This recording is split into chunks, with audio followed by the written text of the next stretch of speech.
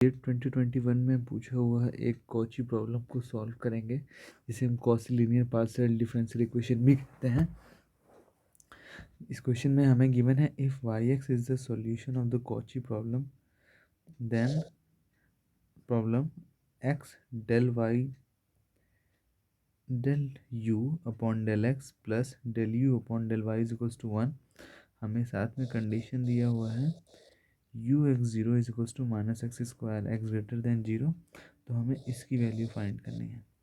तो हम जैसे कि हम जानते हैं कि किसी भी कॉची प्रॉब्लम को सॉल्व करने के लिए अगर हमें ये इक्वेशन दिया हुआ रहता है इस टाइप का A del you upon del x plus B del you upon del Y is equals to C.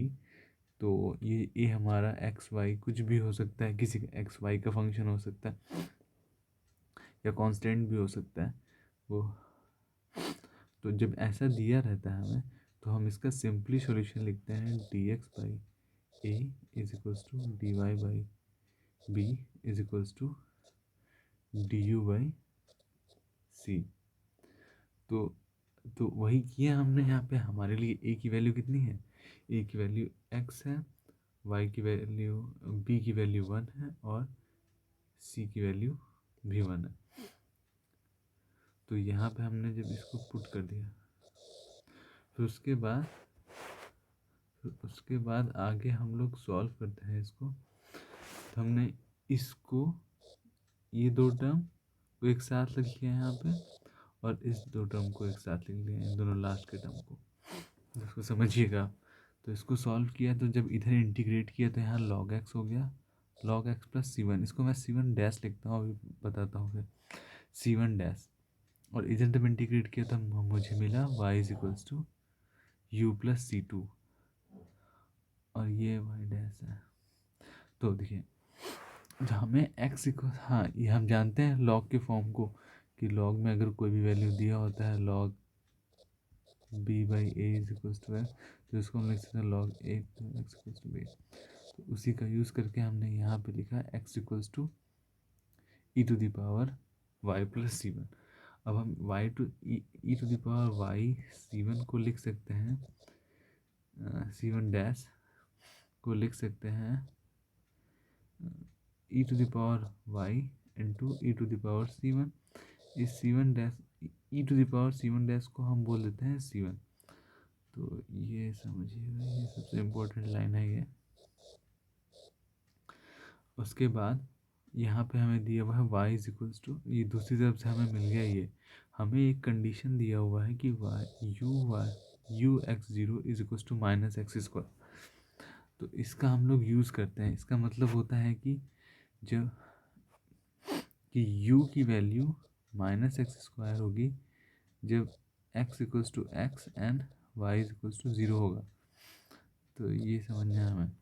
तो हाँ, अगर हम इस कंडीशन को पहले वाले इस इक्वेशन में सॉल्व रखते हैं, that is called equation one, और इसको हम बोलते हैं इक्वेशन टू। इसमें जब रखते हैं तो हमें x की वैल्यू x ही रखनी है, y की वैल्यू जीरो रखनी है। तो x की वैल्यू रखा, ऐसे तो u है ही नहीं, तो अपने आप हमें क्या रिलेशन मिल जाएगा इसमें कि x equals to c one. अब दूसरे में ये वैल्यू रखते हैं तो यू एक्स वाई की जगह कितना रखेंगे माइनस एक्स स्क्वायर, वाई की जगह कितना रखेंगे जीरो और सी टू। तो इससे हमें क्या रिलेशन मिला है यहाँ पे, माइनस से माइनस कट जाएगा तो ये रिलेशन मुझे हमें मिला C two is equals to X square. यही कंडीशन हमें ढूंढना था। तो जैसे ही हम आगे बढ़ते हैं तो हमें ये रिलेशन मिलता है इन सी वन और सी टू में कि C one square is equals to C to.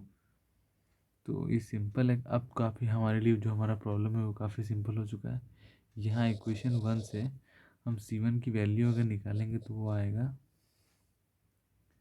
X upon e to the power y, और अगर यहाँ इक्वेशन टू से हम सी टू की वैल्यू निकालेंगे तो वो आएगा वाई माइनस यू। बस अब कुछ करना नहीं है, इस पर्टिकुलर कंडीशन को मैं वैल्यू को पुट कर देनी। तो जब हम यहाँ पुट करेंगे तो ये हमें मिलेगा x by e to the power y की पावर टू और सी टू की वैल्यू कितनी है वाई माइनस यू।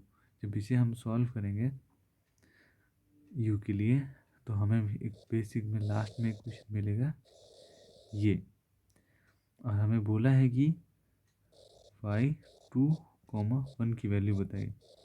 तो जैसे ही हम इसमें पुट करेंगे y2 1 यानी x की वैल्यू 2 और y की वैल्यू 1, तो हमें मिलेगा u is equals to 1 minus 4 upon e⁻²। वही यहाँ पे लिखा हुआ y is equals to -4 e⁻²।